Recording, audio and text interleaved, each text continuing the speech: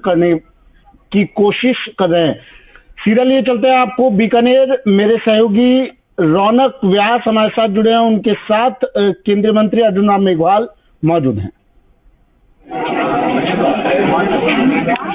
जी बिल्कुल, देखिए सबसे पहले एक तस्वीर यहाँ पर दिखा दूं, खास तस्वीर है। खुद केंद्रीय कानून मंत्री कतार में खड़े हैं, वोट देने के लिए पहुंचे और एक बहुत खूबसूरत संदेश देने की कोशिश है। देखिए कानून मंत्री और पूरी तरह से दिखाने की कोशिश कर रहे हैं कि देखिए जैसे आम लोग हैं वैसा ही मैं हूं, और हालांकि उनकी छवि भी ऐसी है। मेरे साथ बातचीत करने के लिए मौजूद है।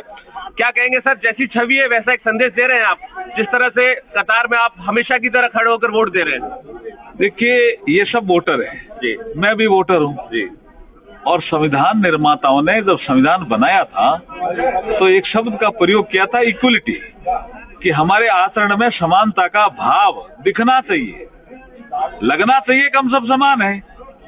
इसलिए समानता का भाव जो संविधान में अंकित है, समानता, स्वतंत्रता और भाईचारा, जब मैं यहाँ खड़ा हूँ तो समानता भी है, स्वतंत्रता भी है और भाईचारा भी दिख रहा है। हालांकि देखिए सबसे बड़ा पर्व के तौर पर हम लोग मनाते हैं, मतदान करने के लिए आप पहुंचे हैं।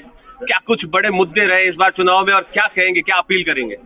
देखिए मैं 100% मतदान करने की सभी मतदाताओं से अपील करता हूँ। बाकी मुद्दों का चर्चा अपन बार करेंगे। हालांकि प्रधानमंत्री जी ने भी अपील की है आज अभी।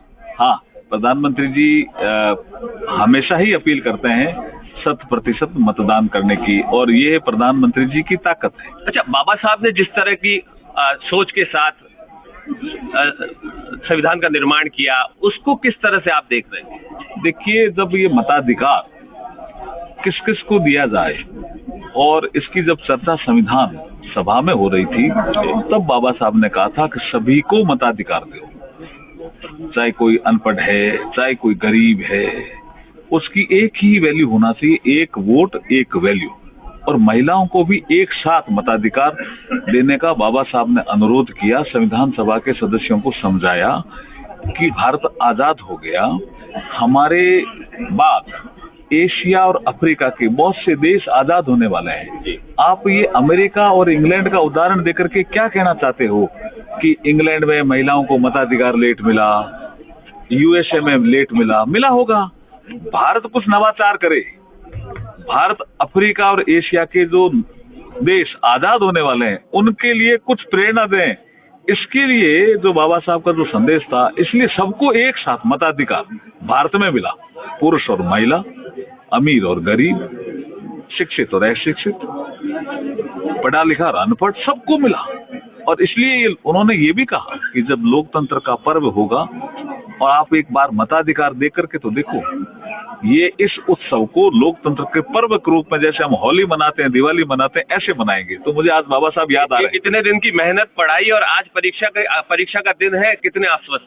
देखिए बहुत महत्वपूर्ण दिन है, मतदान का दिन जो होता है वो बहुत महत्वपूर्ण दिन होता है। आने वाले समय में कैसी सरकार हो ये आज का दिन ही तो तय करेगा। चलिए आप वोट डालिए, उसके बाद कोई कई मुद्दों पर बातचीत करेंगे आपसे। तस्वीर यहाँ पर दिखाते रहे कैमरा सहयोगी घनश्याम। 175 नंबर बूथ है, वहां पर केंद्रीय कानून मंत्री पहुंचे हैं, खुद कतार में खड़े हैं, संदेश देने की कोशिश निश्चित तौर पर कर रहे हैं कि देखिए संविधान निर्माताओं ने जिस तरह की कल्पना की थी उसी को साकार करने की कोशिश जो है देश की जनता कर रही है। निश्चित तौर पर तस्वीर बेहद खास है, भारी संख्या में महिलाएं यहाँ पर पहुंची है मताधिकार का प्रयोग करने के लिए।